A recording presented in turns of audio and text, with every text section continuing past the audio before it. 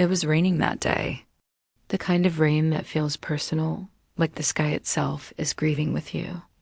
Everyone had gathered at the small church for Mrs. Johnson's funeral. She'd been kind. One of those people who quietly helped everyone else while carrying her own pain. Her daughter, Grace, sat in the front row numb. The choir sang softly. The pastor spoke about heaven.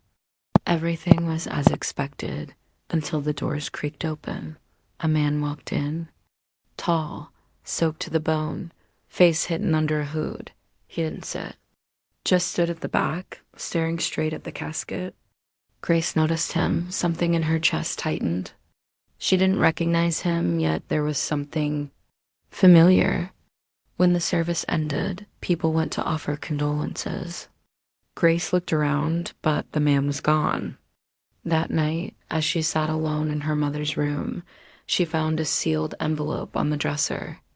Her name written on it, and her mother's handwriting. Inside was a letter. My dear Grace, if you ever see a man at my funeral standing in the back, don't be afraid.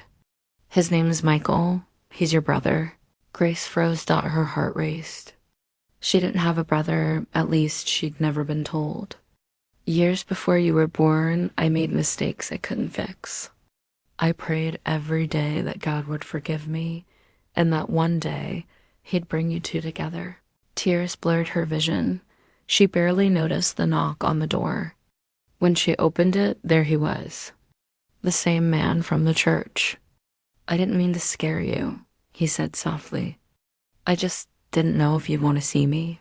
Grace stared at him, her mother's eyes, her mother's face, only older, heavier with regret. They stood there for a long time. Then Grace whispered, She told me you'd come.